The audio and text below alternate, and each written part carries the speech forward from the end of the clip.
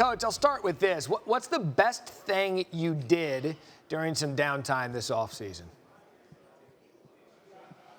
Oh, man, just, really celebrated my middle son getting engaged to a beautiful young lady named MC Spire. So that's probably the best thing. It was a special moment. And then other than that, just, spending time with family, went down to the beach, golfed a little, and that's probably it. How's the swing right now? Terrible. It's not very good. Not very good, but my effort is outstanding. That is for sure. There you go. I bet you use one of your all-in coins as your ball marker. That's all you need to know about how you get that golf game up and running. As it relates to football, what did you learn about your team last year and then through winter workouts going into spring ball?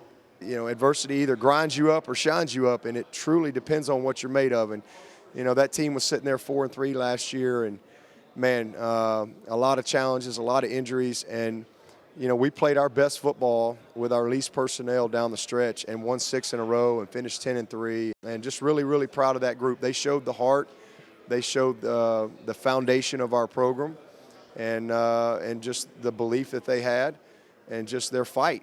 You said it there. You guys were able to work yourself back into the contention because it was the first time you hadn't won the ACC Atlantic since 2014. You win 10 games, yet some are saying, hey, what's wrong with Clemson? It's a down year. But what does that say, Coach, about what you've built in the upstate of South Carolina?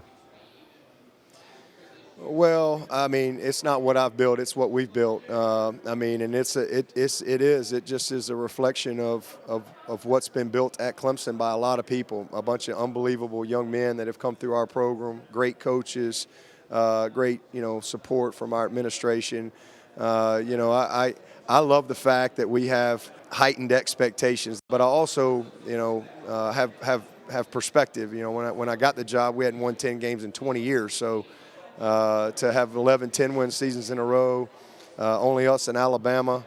I love the consistency of our program, and we're not going to win the championship every year. We went to 6 playoffs in a row. We didn't make it to 7 in a row. But if we can continue to be a consistent program year in and year out, then we'll continue to have those special seasons where we finish the way maybe everybody wants us to finish. I haven't been on the Twitter since we've been doing this interview. I'm sure something's happened in college football between now and then, but it seems like change happens daily in the sport. How would you assess college football overall right now?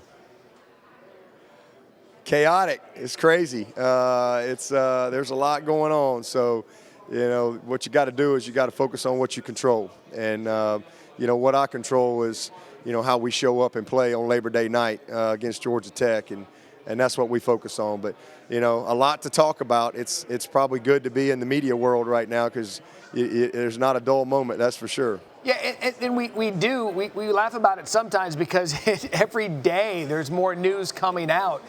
And it's happened so quickly when you think NIL is only a year old. It seems like it's been around for a decade.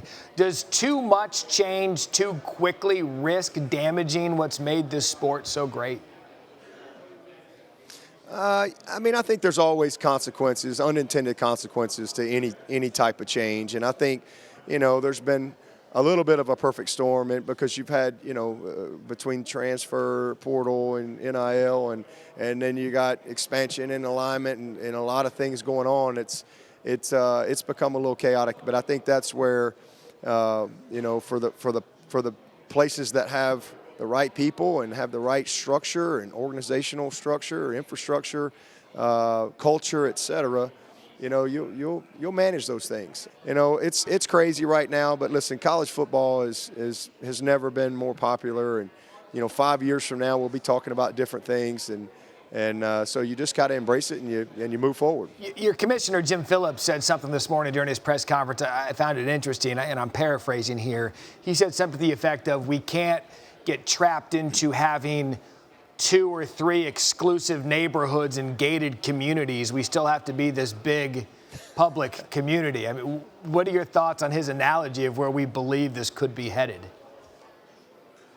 Yeah, I'm not going to speculate on what his thoughts are or what he was trying to say there, but I think where we are is where it's going. I mean, the expansion, the mega conferences, I think the train has left the station, from that standpoint. The only thing I could probably speculate on is at some point, I think most football people know there's probably going to be some type of restructuring, some type of new governance structure.